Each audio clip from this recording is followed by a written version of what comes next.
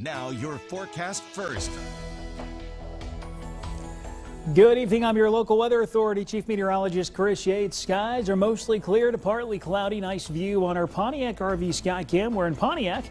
Got a temperature of 52 degrees. The wind is blowing, gusting at upwards of 35 to 40 miles per hour. That's helping keeping temperatures down into the lower 50s now from Peoria to Galesburg. Upper 40s, meanwhile, from Kewanee to Peru. Heading out this evening, skies mostly clear. The wind speeds will begin to subside, but still expecting it to be pretty gusty through the next hour or two. And then temps are down into the 40s by 10 o'clock. Now we're in for some changes this weekend. It's a wild roller coaster ride ahead. We'll have that forecast coming up. WMBD News at 5 starts now. Coming up, the race to legalize. The campaign promise Governor Pritzker wants to fulfill before the spring legislative session adjourns. Also, the effort healthcare leaders are putting in to address the measles outbreak in the country, how you can protect your family and others in the community. And I kind of like my friends. Recognizing Organ Donation Month, how everyone at a local elementary school in Morton is coming together to support one student. There's about 7 weeks left in the state's spring legislative session, and in that time, Governor J.B. Pritzker told the Chicago Sun-Times he'd like to pass a bill to legalize recreational marijuana.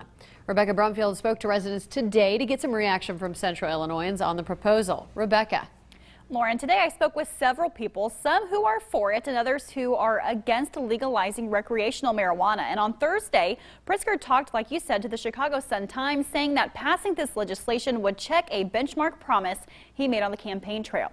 Now, Pritzker goes on to say that, quote, that bill will get introduced and passed is going to be a very, very strong, good bill. People in Central Illinois are split on the measure.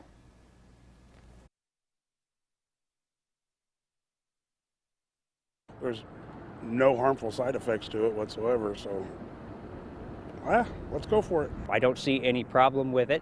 If the company that you work for has a problem with it, they'll let you know it through the drug testing policies and stuff like that. But for most people, shouldn't be any kind of real issue. It'll just make money for the state.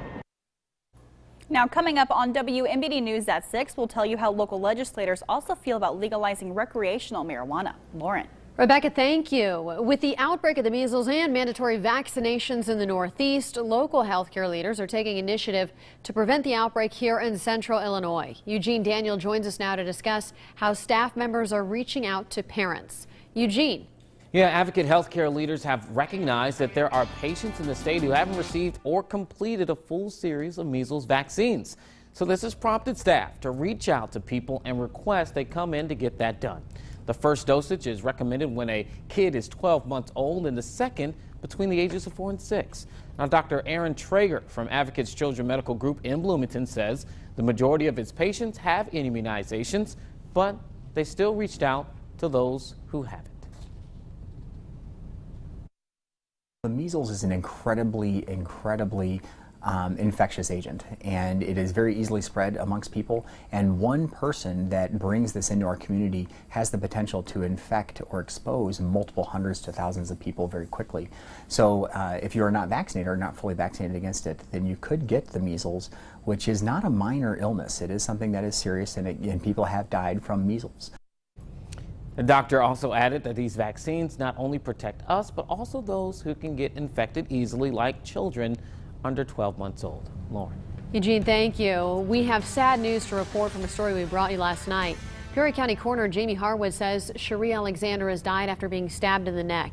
Alexander was taken to a local hospital yesterday evening with life-threatening injuries. A boy was also transported with non-life-threatening injuries. The woman accused of stealing more than $160,000 from her employer at Illinois State University faced a judge this morning.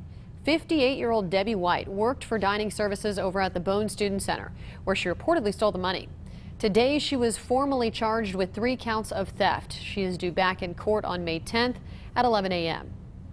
Peoria County leaders have appointed a new board member. Jennifer Groves Allison has been appointed as Peoria County board member representing the 17th district. That district covers portions of Bartonville, Limestone, and West Peoria. She has been a Peoria County Board Health member since 2013. Most recently, Allison served as president of that board. Due to her new appointment, she does plan to step down from the board. Allison is also appointed to fulfill the remainder of Thomas O'Neill's term that expires on December of 2020. An elementary school in Morton is rallying behind a fellow student and raising awareness of the importance of organ donation. As Matt Sheehan saw, support from your peers can make all the difference. Matt.